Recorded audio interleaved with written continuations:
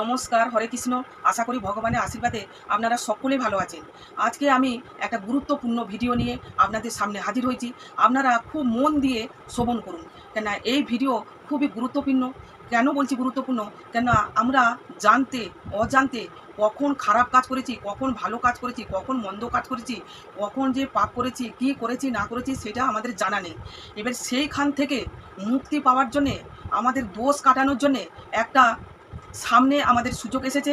সেটা প্রত্যেকের জন্যে খুবই সুবর্ণ সুযোগ। সামনে আসছে, আপনারা জানেন যে মহালয়া তিথি। আর সকলকে পূর্বপুরুষের জন্যে বা পিতৃদেরকে মুক্তি করার জন্যে তর্পণ করা হয়। কিন্তু সকলে কি করতে পারেন? কেউ ধরো বাইরে আছেন, কেউ ঘরে আছেন, কেউ বিদেশে আছেন। এইভাবে কারো কেউ করতে পারে, কেউ করতে পারে না। তবে একটা কথা আমি বলবো যে এই তর্পণ আমরা কবে করব আর কখন অমাবস্যা তিথি লাগছে সেটা মন দিয়ে আপনারা শুনুন। 1 অক্টোবর রাত্রি 9টা 6 মিনিটে অমাবস্যা তিথি লেগে যাচ্ছে। এবারে 2রা অক্টোবর বুধবার, সেই দিনে হচ্ছে তর্পণ করা মহা সময়। এবার শুভ সময় হচ্ছে সকাল 10টা 13 মিনিট থেকে আর 12টা 21 মিনিট পর্যন্ত শুভ সময় আছে, মানে তর্পণ করা শুভ সময়। আর গঙ্গা স্নান করার সময় সকাল 5টা থেকে 12টা 21 মিনিট পর্যন্ত গঙ্গা স্নান করা শুভ সময়। এবারে আমি বলবো এই পিতৃতর্পণ কেন বা করা হয়, কী কারণে, আর পিতৃদোষ আমাদের কিভাবে হয়, পিতৃদোষ থেকে মুক্তি পাওয়ার জন্যে এই তর্পণটা সকলকে করতে হয়, পূর্বপুরুষদেরকে মুক্তি দান করার জন্যে।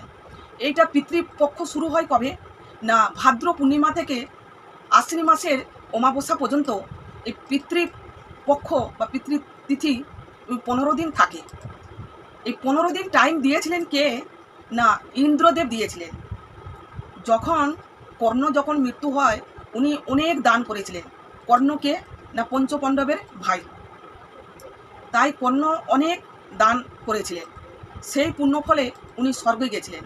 আর সেইখানে ইন্দ্রদেব ওনাকে সেবা দিচ্ছিলেন যে মণিমুক্ত, হিরে, স্বর্ণ, এইগুলো ইন্দ্রদেব সেবা দিচ্ছিলেন কর্ণকে। তখন কর্ণ বললেন যে হে ইন্দ্রদেব, আপনি কেন আমার সঙ্গে উপহাস কেন করছেন? এইগুলো কি মানুষ কি ভোজন করে? তখন ইন্দ্রদেব বলেছিলেন যে তুমি সব কিছু দান করেছো, কিন্তু বস্ত্র, অন্ন, জল, মধু, দুধ, তিল বা তুলসীপত্র এই রকম ধরনের কিছুই দান করেননি। আপনার পিতার উদ্দেশ্যে মানে মুক্তি পাওয়ার আপনি দান কিছুই করেননি। মানে কর্ণ তো জানেন না ওনার পিতাকে, ওনার মাতাকে। যখন জানতে পারলেন শেষ সময়, মানে দুদিনের পরে মৃত্যু হবে, তার জন্য ওর পিতামাতা পরিচয় উনি পেলেন। দুদিনের পরে অর্জুনের হাতে কর্ণর মৃত্যু হলো, যখন মানে কুলক্ষেত্র যুদ্ধ হচ্ছিল, পাণ্ডবদেরকে নিয়ে, কুরুবংশ নিয়ে যুদ্ধ হচ্ছিল। সেই সময় তার কিছু করার নেই, তাই বলছেন ইন্দ্রদেবকে কর্ণ যে আমার পিতার উদ্দেশ্য নিয়ে আমার কিছু জানা নেই, আর আপনি বা কেন এরকম আমার সঙ্গে উপহাস করছেন? তখন ইন্দ্রদেব বললেন যে তোমার পিতার উদ্দেশ্যে পিণ্ডদান করার জন্যে কিছুই করনি, তার জন্যে তোমাকে এই 15 দিন টাইম দিলুম। এই 15 দিনের মধ্যে তোমার পিতার উদ্দেশ্যে তুমি পিণ্ডদান, জলদান এইসব তুমি করবে।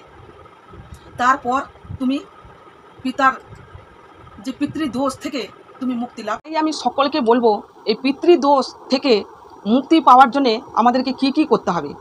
এবারে আপনি ভাবছেন যে আমার পিতৃদোষ কী করে হলো, আমি বা কী করেছি, পিতৃদোষ হয়েছে কি হয়নি, আপনাদেরকে একটু উদাহরণ দিচ্ছি। আমরা জানতে অজান্তে কবে কী করেছি বা করিনি বা করে ফেলেছি, এখন আমরা সেটা নিয়ে অনুশোচনা করি। কেন? যে আমার তখন পিতামাতা ছিল, আমি তখন বুঝিনি যে কোনটা পাপ কোনটা পুণ্য, কেন বা এরকম কাজ করেছি বা কেন আমি সে তখন করেছিলাম, আমার কত অন্যায় হয়েছে, কত ভুল হয়েছে। এবারে কখনো কেউ ভালোবেসে পিতামাতার সেবা করেছে, কেউ আবার পিতামাতার সেবা করতেই পারেনি, কেউ আবার পিতামাতার প্রতি খারাপ ব্যবহার করেছে, কেউ আবার ভালো ব্যবহার করেছে। সব রকমই আমি মিশিয়ে বলছি, মানে কখন আমরা কি করে ফেলেছি বা কবে কি করেছি সেইগুলো তো এখন তো মনে পড়ছে, আমাদের অনুশোচনা তো আমরা করছি, ভাবছি। এবার কি যাদের উপরে পিতৃদোষ পড়ে তাদের পরিবারে সদাই দেখবেন অশান্তি কলহ লেগেই আছে, কখনো শান্তি নেই, কখনো শান্তি নেই, অশান্তি কলহর লেগে আছে। অথচ অর্থ আছে, অন্ন বস্ত্র কোনো অভাব নেই, কিন্তু মনের দিক দিয়ে শান্তি নেই। এই ভালো এই মন্দ, মানে খুব ভালোভাবে অশান্তি লেগে আছে। ব্যবসা বাণিজ্য কারখানা বিজনেস যাই বলো খুব ভালো ছিল। অনেকে বলে না ওর পিতাটা বেঁচে ছিল কীভাবে চলছিল, এখন তার পিতাটা মরে যাওয়ার পর এখন তাদের সেই ঘর বাড়ি ব্যবসা কেমন হয়ে গেল। তখনই জানবেন যে পিতৃদোষেতে কিছুটা আমাদেরকে হারাতে হয়, আমাদেরকে ভোগ করতে হয়। পিতৃদোষের জন্যে অনেক কিছু আমাদের ভোগ করতে হয়। পিতৃদোষ যখন পড়ে আমরা কখনো শান্তি পাবো না, কখনো আমরা মানে শান্তিতে বাস করতে পারবো না। কেন? একজনকে কষ্ট দিলে, একজনকে কাঁদালে আমাদেরকে কাঁদতেই হবে, অপরের জন্য গর্ত খুললে আমাদেরকে সেই গর্ততেই পড়তেই হবে। এটা তো বিধির বিধান, শাস্ত্রতে উল্লেখ আছে, আপনার আমার কথা নয়। ভালো করে মন দিয়ে কথাগুলো শুনুন। আর কখনও আমরা এতটা বাবা পিতা মাতার সঙ্গে খারাপ ব্যবহার করেছি, এখন আমরা অনুশোচনা করছি যে তখনও একটা পিতা ওষুধ আনতে বলেছিল বা এনে দিইনি বা এনে দিয়েছি, বা কখন এইটা করতে চেয়েছিল বা এটা আমাকে চেয়েছিল আমি দিইনি করিনি, বা ডাক্তার দেখাইনি, এরকম বিভিন্ন রকম, আমি পুরোপুরি বলছি না, বিভিন্ন রকম আমরা এমন কিছু তখন করে ফেলেছি। আর্থিক অবস্থা ভালো ছিল না, কি আমরা তখন বুদ্ধি ছিল না, জ্ঞান ছিল না, শাস্ত্র বিষয় নিয়ে আমাদের জানা ছিল না, কোনটা খারাপ কোনটা ভালো কোনটা মন্দ, আমরা সেই সব জ্ঞান ছিল না, জানতুম না। তার জন্যে এখন অনুশোচনা হয় যে আমরা কতটা খারাপ অন্যায় করে ফেলেছি। আরও 2 নম্বর কথা হচ্ছে কি, যে পিতৃদোষ থেকে আর পিতৃদোষ কাটানো কিভাবে, যেরকম আমরা কেন দোষ পাই তার কিছু কথা আপনাদেরকে আমি উদাহরণ দিচ্ছি, আপনারা নিজেরাই বুঝতে পারবেন যে কেন পিতৃদোষ হয় বা কিভাবে হয়। দেখুন, ধরো 2 পাত পড়েছে, 3 পাত পড়েছে, সেটা বামন ঠাকুর বললো যে এত এত লাগবে। তখন আমরা কি করলাম যে না এতটা হবে না, এইভাবে করুন সেইভাবে করুন সেইভাবে করুন। তখন কি হলো, পুরোপুরি ভালো মতন কাটানো হলো না, 1 নম্বর। 2 নম্বর কি, অনেকে আবার পিতা মাতা বা কাকা বা জেঠু মারা গেলে কি করে, অনেকে মস্তক খেউরি কাজ করে না, বুঝতে পেরেছেন? অনেকে কাকা জ্যাঠা বা পিতা বা মাতা নাড়া হতে চায় না, শো খারাপ হয়ে যাবে, দেখতে খারাপ লাগবে, 2 নম্বর। 3 নম্বর হচ্ছে কি, বামন ঠাকুরকে কন্ট্যাক্ট দিয়ে দেওয়া হলো যে আপনি নিয়ে আসবেন, আমি আপনাকে দক্ষিণা ধরিয়ে দেবো, যেখানে আপনাদের বাজার লাগবে 5,000 টাকা, বামন ঠাকুর বললো আমি 3,000 টাকার করে দেবো। সে একই যে সরঞ্জামগুলো নিয়ে আসবে সেগুলো তার আগে ধরো সে 5খানা সাধ্য শান্তি কাজেতে লাগিয়েছে, ভালো করে কথাটা শুনুন, 5খানা সাধ্য শান্তিতে সেই জিনিসগুলো লাগিয়েছে, 6 নম্বরে আমার বাড়ি পৌঁছালো, সেখানে এসে কি বললো যে 3,000 মধ্যে আমি করে দেবো। সেই এঁঠো মালগুলো যেখানে কিনলে 5,000 টাকা লাগবে, সেখানে বামন ঠাকুর বললো আমি 3,000 মধ্যে করে দেবো। তাহলে সে কোথা থেকে করলো না, 5টা সাধ্য বাড়ি করার পর 6 নম্বরে আমার বাড়ি পৌঁছালো। সেই একই জিনিস হেরিয়া ফেরিয়া চলছে, সেই একই জিনিস দিয়ে সাধ্য বাড়ি সে করিয়ে চলে গেল, 3 নম্বর দোষ হয়ে গেল। তাহলে আমি যদি পারবো ঠিকঠাকভাবে পিণ্ডদান বলো সাধ্য শান্তি বলো যা কিছু করব, আমরা 5 টাকা যদি ক্ষমতা 5 টাকা করব, বা মুক্তি পিতৃদায় মুক্তি আমি করতে পারছি না, আমার ক্ষমতা নেই, ভিক্ষা করে নেবেন। অনেকে পিতৃদায় জন্যে কন্যাদায় জন্যে অনেকে ভিক্ষা করেও করা যায়, তাতে কোনো মান সম্মান নষ্ট হয় না, তাতে ক্ষতি হয় না। কিন্তু এই যে এঁঠো মালগুলো দিয়ে বামন ঠাকুরটি নিয়ে এসে যে আমরা যে করলুম, সেইটা কিন্তু বড় ক্ষতি হয়ে গেল, বড় অপরাধ হয়ে গেল, বড় দোষী হয়ে গেল। ভিক্ষা করাটা, মানুষের কাছে সাহায্য চাওয়াটা, সেটা বড় দোষ নয়, অপরাধ নয়। কেননা আমি পারছি না পিতা দায় মুক্তি করার জন্য আমি ভিক্ষা চাইছি, সাহায্য চাইছি। কিন্তু এঁঠো মালকে সেই মাল বামন ঠাকুর নিয়ে এলো যে আমি এইগুলো দিয়ে দিচ্ছি ভাড়া, আর আমাকে 3,000 টাকা দিয়ে দেবে, আমি সব কিছু মিটিয়ে দেবো। তাহলে এই যে দোষগুলো আমরা যে করছি, অপরাধ যে করছি, তাতে পিতৃদোষ তো হবেই। আমাদের কখনো আয় উন্নতিও করতে পারবো না, ঘরে অশান্তি ঝগড়া লেগেই থাকবে, তারপরে ব্যবসা বাণিজ্য ভালো চলছে এই মন্দ হয়ে গেল, তারপরে কখন কি অসুখ বসুখ সারাক্ষণ লেগে আছে, বাস্তব দোষ লেগেই আছে। কেননা আমরা ঠিকঠাক তো পিতার যে উদ্দেশ্যে যে পিণ্ডদান তার যে সাধ্য শান্তি আমরা ঠিকঠাকভাবে করতে পারিনি, সেই দোষগুলো যে আমাদের উপর থেকে গেছে, সেইগুলো তো আমরা একটু একটু করে ঘাটতেই থাকবো। আমার যদি শরীরও যদি জ্বর থাকে, উপরে মেপে দেখলেন জ্বর নেই, কিন্তু হাড়ে হাড়ে জ্বর আছে, ভেতরে জ্বর আছে, তাহলে কী করে বুঝবো না? আমাদের ব্লাড টেস্ট করলে আমরা জানতে পারবো যে আমরা জ্বরটা কেন ছাড়ছে না। তো সেই রকমই যে পিতৃদোষ আমরা কীভাবে কাটাবো, কীভাবে দোষ হলো আপনারা বুঝতে পারলেন তো কীভাবে। আবার একটা কি, কেউ ধরো গাড়ি অ্যাক্সিডেন্টে মারা গেছে, কেউ ধরো সাপকাঠিতে মারা গেছে, কেউ ধরো জলে ডুবে মারা গেছে, এরকম বিভিন্ন আত্মহত্যা মৃত্যু হয়েছে। তার যে দোষ, তার যে কাটানো, সেইগুলো তো না করলে তারা তো মুক্তি পাবে না, আর আমরাও মুক্তি পাবো না। আর এই যে ভাদ্র পূর্ণিমা থেকে আশ্বিনী মাসের অমাবস্যা পর্যন্ত এই 15 দিন পূর্বপুরুষ থেকে মানে পিতৃপুরুষ থেকে তারা সকলে উপর থেকে নেমে আসেন।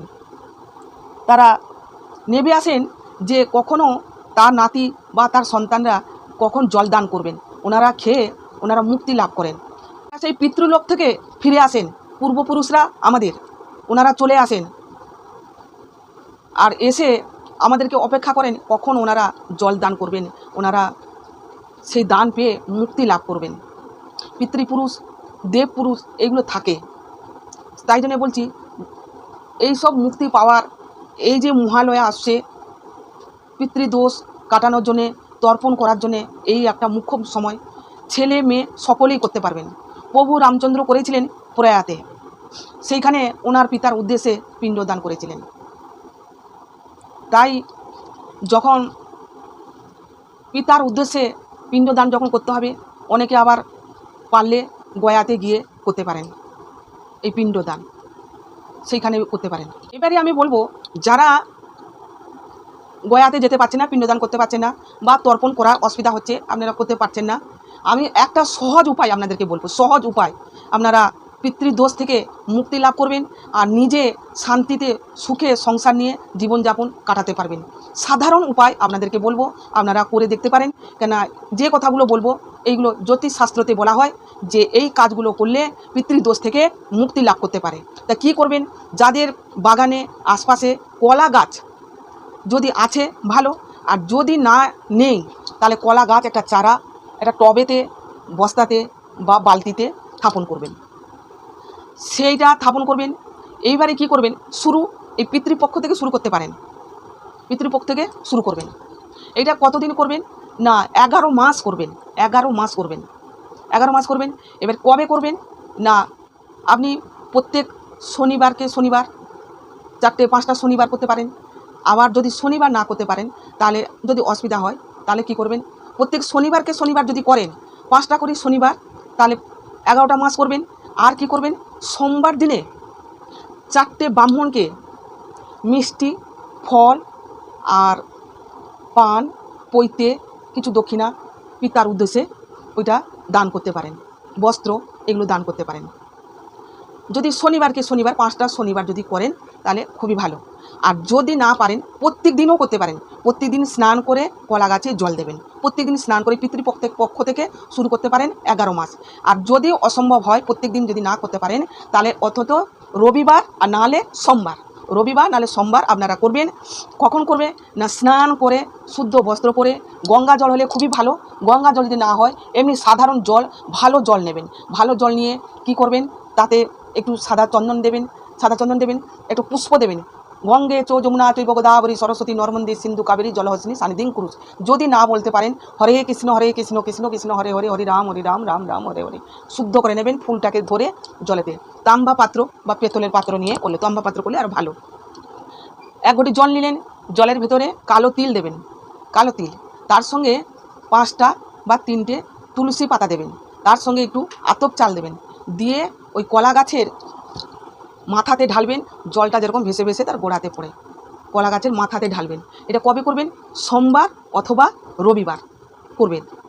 আর কি করবেন না মাসের শেষে, বাংলা মাসের শেষে সংক্রান্তি দিনে কি করবেন, একটা থালা নেবেন। থালাতে কিছু চাল, আলু, কাঁচকলা, ডাল, দক্ষিণা, কিছু বস্ত্র মানে একটা ধুতি বা একটা উত্তরি, তারপরে মিষ্টি ফল, একটা পৈতে, পান, সুপুরি, এইভাবে একটা ব্রাহ্মণকে দান করবেন। প্রত্যেক বাংলা মাসে সংক্রান্তি দিনে 11 মাস করবেন। সংক্রান্তি দিনে ব্রাহ্মণ ঠাকুরকে দান করবেন। পারলে 4টে ব্রাহ্মণকে করবেন, আর না পারলে একটা ব্রাহ্মণকে করবেন। আমার পিতার উদ্দেশ্যে আমি আপনাকে দান করছি। পিতৃদোষ থেকে কাটানোর জন্য এই একটা উপায়, ঘরে বসে আপনি এটা করতে পারবেন। যে পিতৃদোষ থেকে আমি মুক্তি পাওয়ার জন্যে যে আমি ব্রাহ্মণকে কিছু সামগ্রী দান করছি। আর প্রত্যেকদিন চান করে আপনারা কলা গাছে জল দিতে পারেন। আবার প্রত্যেকদিন না পারেন তাহলে রবিবার আর নাহলে সোমবার স্নান করে জল দেবেন। আবার বলছি জল নেবেন, গঙ্গা জল হলে খুবই ভালো। যদি না হয় এমনি সাধারণ জল নেবেন, ভালো জল নেবেন। যে বাথরুমে এর থেকে সেখান থেকে নয়, নিতে হয় ভালো জায়গাতে জল নেবেন। জল নিয়ে জলের মধ্যে কালো তিল, তুলসী পাতা 5টা কি 3টে দেবেন, আর আতপ চাল দিয়ে আর ওই কলা গাছের মাথাতে ঢালবেন, যেরকম জলটা ভেসে ভেসে গোড়াতে পড়ে। এইভাবে প্রত্যেক দিন পারলে প্রত্যেক দিন করবেন। আর যদি না হয় রবিবার অথবা সোমবার এটা করবেন পিতৃদোষ কাটানোর জন্য। যারা ধরো পিণ্ডদান দিতে পারছেন না, যারা ধরো তর্পণ করতে পারছেন না, অসুবিধা, আর ছেলে মেয়ে সকলেই করবে, যে ছেলেরা করবে মেয়েরা করবে না সেরকম কিছু নেই, সকলেই করতে পারবেন তর্পণ। যাদের সুবিধা আছেন করতে পারবেন, দোষ কাটাতে পারবেন তর্পণ করে। আর যারা করতে পারবেন না ঘরে থেকে এইগুলো আপনারা করতে পারবেন। আর প্রত্যেক বাংলা মাসে সংক্রান্তি দিনে ব্রাহ্মণকে এইভাবে দান করবেন। তাহলে দেখবেন আস্তে আস্তে পিতৃদোষ, বাস্তুদোষ, বাড়ি বাড়ি অশান্তি, ঝগড়া, রোগ সব কিছু থেকে আপনি মুক্তি লাভ করবেন। নিজেই বুঝতে পারবেন যে না সত্যিকারই আমার পিতৃদোষ পড়েছিল। আর নিজেই তো বুঝতে পারছেন যে আমি কবে কী করেছি না করেছি, নিজেই তো এখন বুঝতে পারছেন যে সত্যিকারই আমি এরকম করেছিলাম সেরকম করেছিলাম।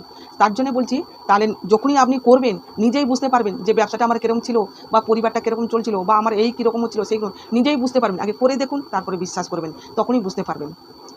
তাই জন্যই বলছি আপনারা যারা শনিবার, প্রত্যেক মাসে শনিবার এই পিতৃপক্ষ থেকে শুরু করবেন, তাহলে 5টা করে শনিবার 11 মাস করতে হবে। আর সোমবার দিনে 4টে ব্রাহ্মণকে যেভাবে বললুম যে মিষ্টি, ফল, পৈতে, পান সুপুরি বা একটু বস্ত্র, একটু চাল ডাল কাঁচকলা আলু এইভাবে থালাতে সাজিয়ে একটু দক্ষিণা দিয়ে ব্রাহ্মণকে দিতে পারবেন।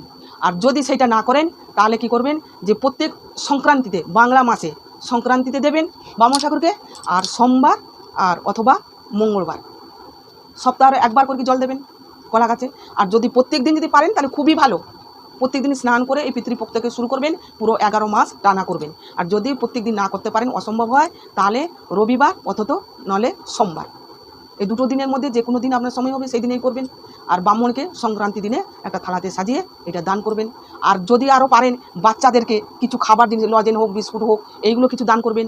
আবার আরও একটা করতে পারেন, যারা বৃদ্ধ মা বাবা, বৃদ্ধ যারা আছে আশেপাশে বৃদ্ধ, তাদেরকে কিছু দান করতে পারেন।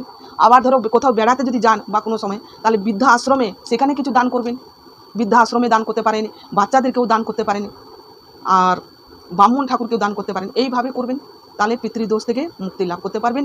আর নিজের জীবনে সুখ শান্তি সব কিছু ফিরে পাবেন। পিতৃদোষ থাকলে সপ্তাহে একবার করে জল দেবেন কলা গাছে।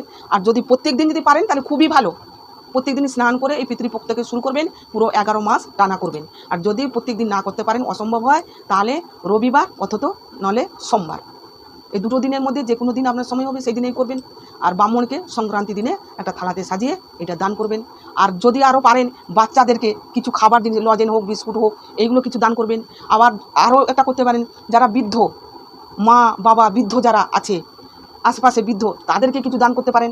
আবার ধরো কোথাও বেড়াতে যদি যান বা কোনো সময়, তাহলে বৃদ্ধা আশ্রমে সেখানে কিছু দান করবেন, বৃদ্ধা আশ্রমে দান করতে পারেন, বাচ্চাদেরকেও দান করতে পারেন, আর ব্রাহ্মণ ঠাকুরকেও দান করতে পারেন। এইভাবে করবেন, তাহলে পিতৃদোষ থেকে মুক্তি লাভ করতে পারবেন। আর নিজের জীবনে সুখ শান্তি সব কিছু ফিরে পাবেন। পিতৃদোষ থাকলে কিছুই হয় না, এমনকি সন্তান থেকে সে যদি দায়িত্ব পালন না করে সেটাই খুব খারাপ লাগে। আমি এইখানেই শেষ করছি, পরে ভিডিওতে আবার দেখা হবে। কারো যদি কোনো প্রশ্ন থাকে, জয় শ্রীকৃষ্ণ, রাধে রাধে বলে কমেন্ট করবেন আর শেয়ার করবেন। কারো যদি ভিডিও ভালো লাগে বন্ধুবান্ধবের সঙ্গে, আত্মীয় স্বজনের সঙ্গে শেয়ার করবেন, ওনাদেরকেও করতে বলবেন। ওনারাও ভালো থাকুন, সুস্থ থাকুন। আর আমি এখানে শেষ করছি, পরে ভিডিওতে আবার দেখা হবে। জয় শ্রীকৃষ্ণ, রাধে রাধে, নমস্কার, হরে কৃষ্ণ।